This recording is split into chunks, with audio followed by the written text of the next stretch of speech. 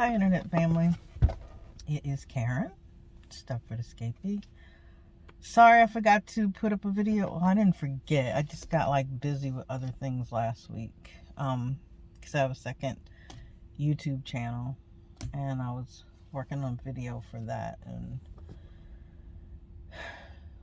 the way my work schedule is, not getting home until 7:30, something, closer to 8, Monday through Thursday.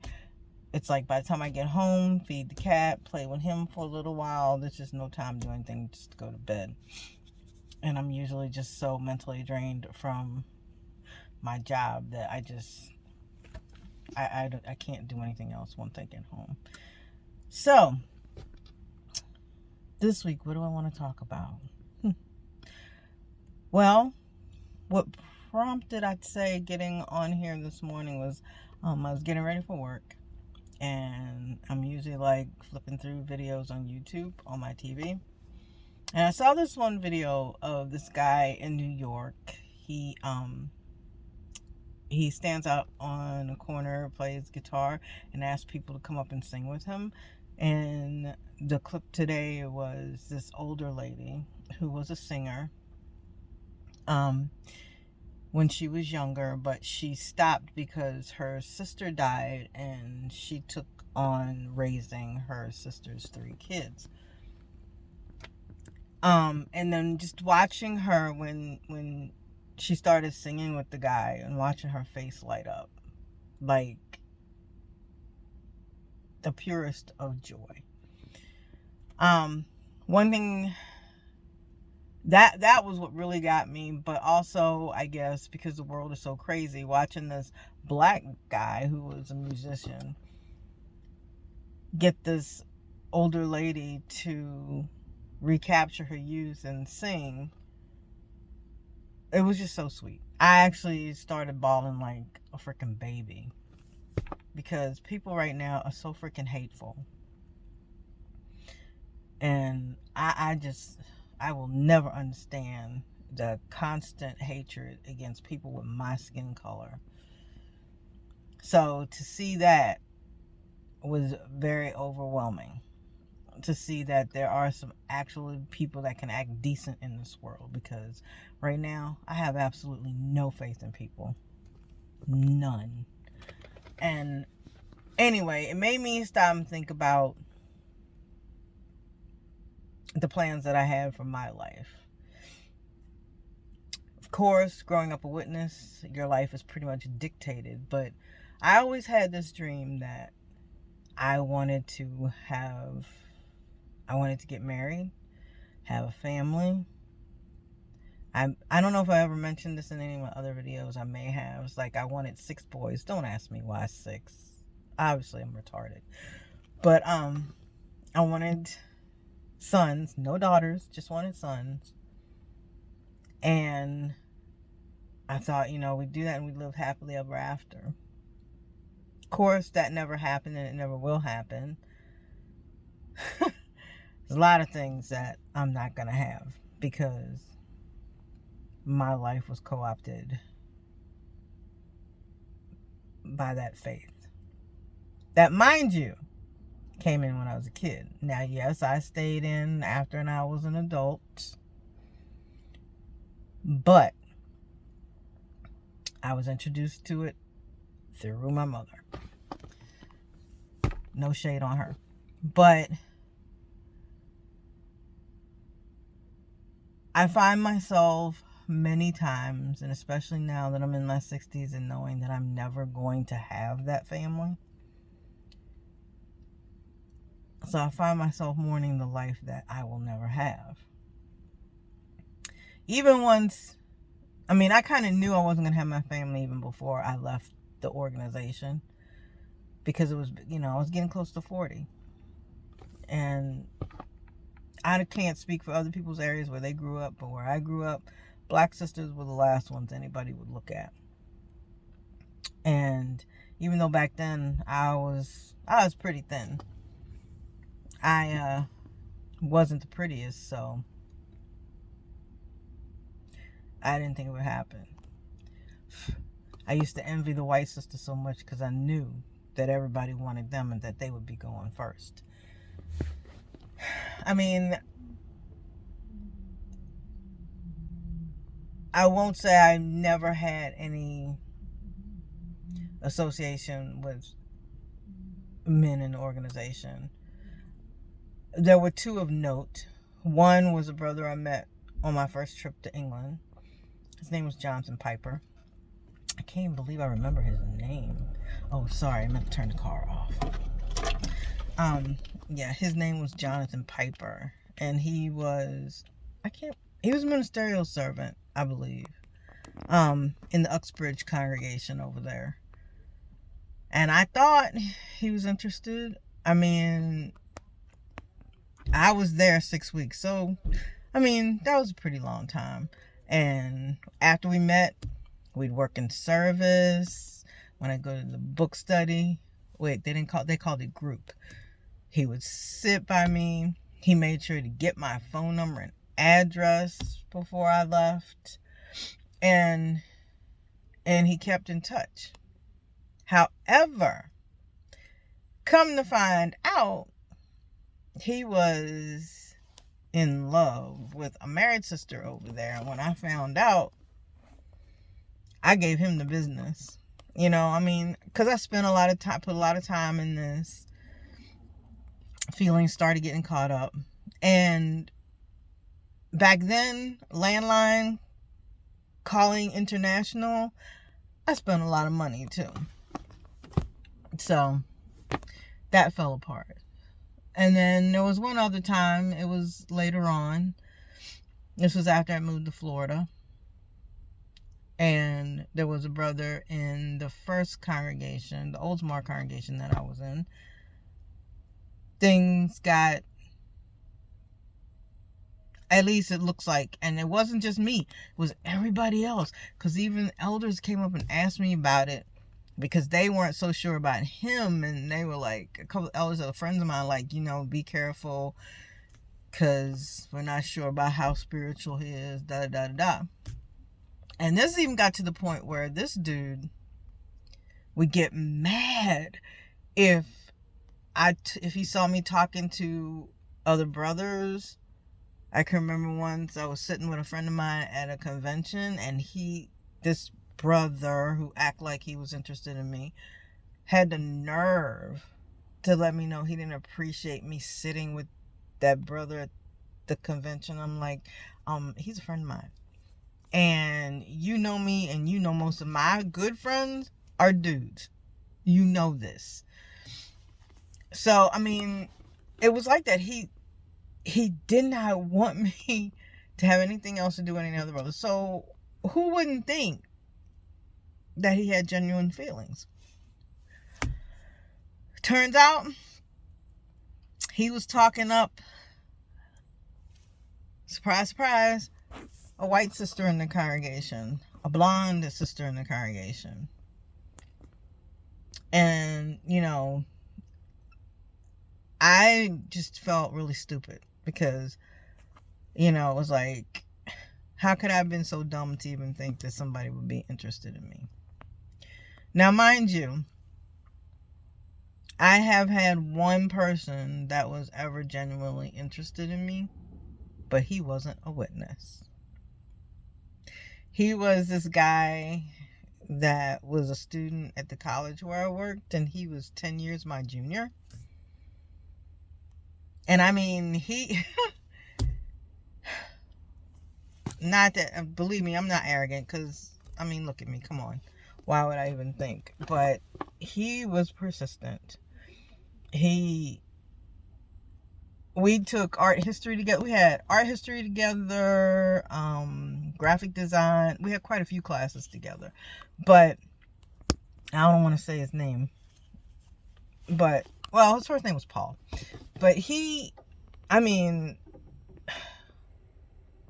was just genuinely nice to me and treated me well. We would talk on the phone for hours. We talked about kids and things that we wanted to do. And I remember one time our art history class went to the Ringling Museum as a class trip, and everybody had to carpool. So he's like, I'm gonna take Karen with me, and it was just the two of us. And I remember being there with him and like being scared to death, like, oh my God, because again, I was a popular witness, the one that got invited everywhere, knew people all over the place, and all I kept thinking is, oh my God, what if somebody from one of the congregations where I have friends see me with this person by myself? So I'm sitting there worrying about that. And he didn't understand that. He's like, why would they be upset? Just because I'm like, and trying to explain to him, it was like me, I was an alien from another planet. He didn't get it. And then I remember when we left the Ringling Museum at the end of the trip, and he was like, so why don't we go have dinner somewhere? Oh my God. And I didn't want to say no. I really didn't want to say no. So I said, sure, fine. But of course, then sitting in the restaurant, because we were right in the area where Kingdom Hall was with friends of mine, and all I'm thinking is, oh God, they're going to come in here and see me with him, and I'm going to be in trouble. This is what I was thinking the whole time, instead of just enjoying the fact that somebody actually wanted to spend time with me and made the effort to do it. And then I remember my birthday came up. He brought me a gift. It wasn't like it was a big deal gift. It was just a copy of the movie League of Extraordinary Gentlemen, because he knew how much I love that movie, and he knew how much I love Sean Connery. So he bought me that as a gift, and then took me out to dinner to an Irish pub. That was really funny because people were looking at us like, I guess they were wondering what the hell was he doing up in there with this black person. But it was one of his favorite places to go eat. So I said, sure, let's go. And we had corned beef and cabbage, and I can't remember what else, but it was fun. So I actually could have had a relationship if I wasn't scared to death of being punished by the elders. So I guess because I just wouldn't really respond the way he was looking for me to, it just kind of drifted off into, and I regret not pursuing that to this day. So it looks like I'm going to be a perpetual spinster. I am going to probably end up dying, leaving this life, never having experienced being in love, never having had sex, all because I was raised in a cult that demonized normal human behavior. So, I say all that to say that I feel like that organization ruins lives. Period. They may not feel that way, and for those who like that lifestyle, good for you. Continue that lifestyle. But it wasn't for me. And now I feel like my life is just existence. That I wake up every day pretty much hating my life. And I know that's not positive, but I still do it. I still get up. I continue to go. I mean, maybe things will improve. I don't know. I'm enjoying doing the second channel, my second YouTube channel. I wish I had more time to actually work on those videos so I could do longer ones, but right now, I don't see how it's happening. I don't know that it will even monetize. I don't know. But I do the YouTube channel primarily right now because I need a creative outlet. I tried jewelry, but I have arthritis in my hands that's starting to manifest itself. So it got hard to work with making the small pieces. So I tried that. Used to crochet. That doesn't really catch me, but I am enjoying making these videos for some reason.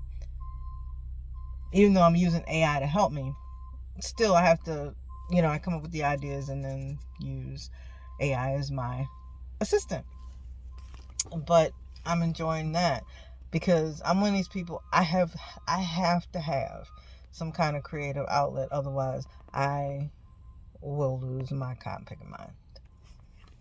Because my job does not give me a creative outlet, because primarily all I do all day is scan papers and upload them to the patient's electronic record. That's what I primarily do. And it is mind-numbing. And people might say, oh, that's an easy job. Yeah, but it's exhausting for somebody who likes using their brain to figure out things and be challenged. Trust me. It's... But that is the video for today. So, anybody else got any stories about how they dealt with male-female relationships in the organization? Oh, and I will say something else that came to mind just a second ago. I did have this fantasy in my head that I'd get married, have kids, and that, things would be happy ever after. However, as I became more awake, and even before then, because I saw how some of my friends were treated by their spouses. And if you all recall, I've said in a previous video that one thing that I was always talked to or counseled about was not knowing how to be in submission. So honestly, I don't even know that it would have worked out, me getting married in the organization, because I'm telling you, the person I was then, I probably would have been in trouble constantly. And I remember telling an elder once, because we knew of the situation in the hall I was attending at the time, of the sister that was being beat up by her husband. And I told the elder straight up, if y'all tell me I had to stay with a man that's beating me, I will take care of that situation. And it won't be in a way that y'all like. Trust me. Because that I wouldn't put up with. No way. Absolutely no way. My father did not raise me that way to take that crap off a man. So, it wouldn't have happened. So, it probably wouldn't have worked out anyway. But, hey, everybody has their fantasies. So, anyway, you guys have a fantastic rest of your week. Today is my Friday at my job. Yay. And I'll talk to you later. And I promise I will try harder to get a video up, to be more regular with the videos. All right. I'll talk to you guys later. Have a great day. Bye.